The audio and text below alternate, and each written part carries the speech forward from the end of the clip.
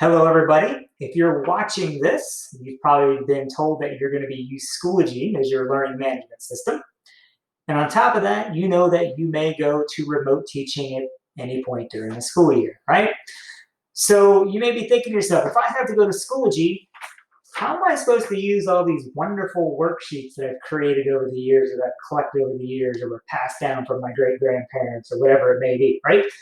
So, if you put this on Schoology, it's not like the kids can fill it out, right? It would just be an image or a file that they could look at. That's what we're here to solve today. I will tell you, many years ago, or several years ago, when the junior high moved to one-on-one computing, this was one of our big hurdles of getting people to use Schoology, was understanding that we can take these resources that we've used for many, many years, and we can actually very easily turn them something that students can fill out on Schoology. And even better, once it's on Schoology and they fill it out on Schoology, grade it right on Schoology as well. So then you don't even have to touch these pages. Who knows where they've been, grease, pizza, whatever food they get on them, boogers, whatever.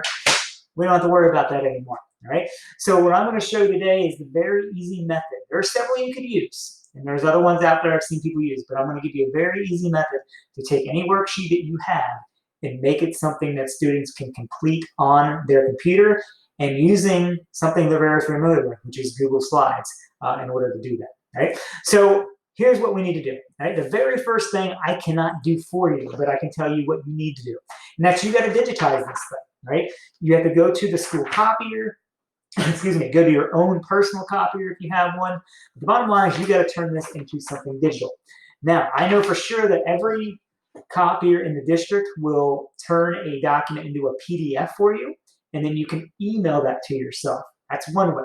Some of the copiers, I know for sure, will even let you save it as a JPEG image or a GIF image, which saves you a step altogether. So if you can do that, choose that method. Otherwise, we can make a PDF work just fine. So I'm going to show you the PDF method because that's probably the most common for everybody here, okay? So first step, you have to digitize it.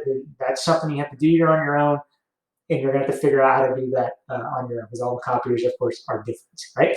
Now, once you have a digitized version of that file, which I have one of the worksheet I'm using as a demo here in my downloads folder called Roman Empire. I'm going to open that up for you. And here it is. Here it is, obviously very big. So I'm going to take the zoom off a little bit so you can see the whole worksheet, okay? So I got this worksheet here, but there's nothing I can do with this worksheet right now. They can't edit it. It's just a worksheet. It's a digital version of it, okay? Now, what I'm going to do is I'm going to take a screenshot of this worksheet, okay? Now, if you are using a Chromebook, I'm on a PC right now, but if you're using a Chromebook, to take a screenshot of an area of your screen, you hit Control, Shift, and then the window button up here at the same time, all right? And that'll allow you to drag on the screen and take a particular portion of that screen, in this case, the worksheet that you want to put in, right? Now, since I am on a PC here, I'm going to do a little different. I'm going to use something called the Snipping Tool. And those of you who have a PC, if you're wondering how to get to that, you just go down to the window button, type in snip, and it'll show up. It's not showing me my screen here because I got two monitors, but you'll see something called Snipping Tool. And when you pull that up and start to take the image, you'll see your screen will gray out. You take the X, you drag it over the worksheet, and then you got this, okay? Now, you won't have this step on a Chromebook. The Chromebook will automatically save it to your computer for you. If you're on a PC, I have to save it to my downloads folder, which you're going to see. I'm going to call this Worksheet Rome, we'll call it, okay? And that's going to go into my downloads folder. Again, if you're on a Chromebook, it'll just automatically save it. You won't have to do that step, right? So now I have the image of this, right? So I'm going to close this out. I don't need that anymore, right? And then I'm going to go to a blank Google slide that I've opened up. Now, the first thing you should notice about your Google Slides is they always come in this very wide template, and that's not going to make your worksheet's not going to look right in that wide template. So the first thing you want to do is you want to go to File, Page Setup, go to Custom, and make it like a normal piece of paper, 8.5 by 11, and apply. Now it looks more like a piece of paper. Then we're going to go to Insert, we're going to go to Image, we're going to upload from computer, and there's my image that I saved, Worksheet Rome. I'm going to pull it in. Now, it's not always going to be sized right, but we can move it around. You're going to want to size it to that 8.5 by 11. And there you have it. Okay. Now this worksheet is still not editable, right? You can't do anything to it if you're a student. You could have the students draw in their own text boxes, but that gets kind of messy. Okay. You want to set this up ahead of time for them. And plus, what I like to do is make it a little more colorful, and then kids know exactly where to type. So if you look up here, it says group members. There's a blank. I'm just going to go to the text box, and I'm going to drag a box over that. And then I'm going to go to the bucket, and I'm going to color it. Now make it blue. It makes it clear to the students that you need to type in that box, okay? If you don't like what size it's going to have them type in, you can change the kind of default font if you want, all right? Oops, sorry, I just moved the box there. I'm going to do that, okay? But you can set that box up any way you want, all right? Obviously, I'm going to leave this box blank because we want them to type in it, okay? And if you don't want to keep making boxes, I can copy that box and I can hit paste down here and kind of put it over that one. I can hit paste, copy, paste again. And now I can go down here. Now notice this is a question and answer box. What I can do is I can make this box here. And once I have the text box, I can mimic that question, answer, and there you go. And notice the students will be able to write in this box whatever you want them to write. Now I like what I did there, so I'm going to copy that. And I'm going to paste this again since this is the same. Over that, and then of course, mine don't line up perfect. You might want to take some time. Depends how picky you are, right? Go in and put that in there. Again, I could align that a little better, but for demo purposes, this is good. And then you got that. And the nice thing about the colors is the kids start to recognize right away where they have to type and where they need to write. And if you're the type who loves to be, if you're a little color crazy, you can go crazy and change all colors up and make this more appealing. If you want to add a little pizzazz to it, you can always go to insert.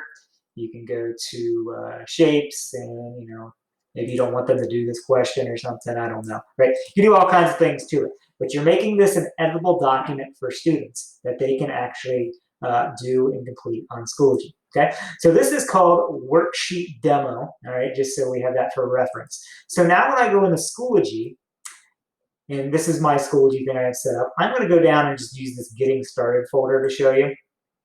I'm going to put it in this folder as an assignment that I want kids to complete. So I'm going to go to Add Materials, Add Assignment, and of course it's going to act slow, all right? And I'm going to type Roman Republic Worksheet, all right? And I can put a description there if I want. But the main thing is I'm going to go to Google Drive Assignments. This is going to reach into my Google Drive, right? And usually the things you just completed are right there on top, or you can search if you need to. But I'm going to hit Worksheet Demo. I'm going to attach it. And of course, I have to give it a category if I want, but that's up to you how you set up your categories, whether you're going to align it to your standards or whatnot. But for now, I'm just going to create it and show you what this looks like, all right? So there you have it. I've now posted Roman Republic Worksheet on to Google. And what will happen now is when students click on that, it'll open up and they'll see this and they will open up. And when they open this sheet, they will have their very own copy of this worksheet. So it doesn't matter that you don't have to worry about students writing over each other. They will get their very own copy. They'll be able to fill it out and they'll be able to submit it to you right on Schoology when it's all said and done, okay? So that is what I would call the quickest and easy method to convert something. The only thing that would save you time, like I said, is if you go back to this method where you're copying it.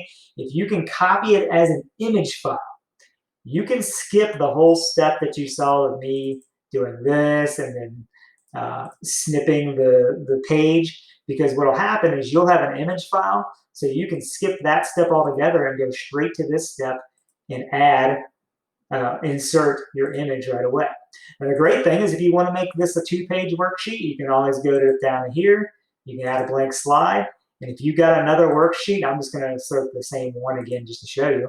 If you got another page of your worksheet that you want or something of that matter, you can put another worksheet on there. Or if you just have a page that's text that you want them to read that goes along with the worksheet, you can put that there.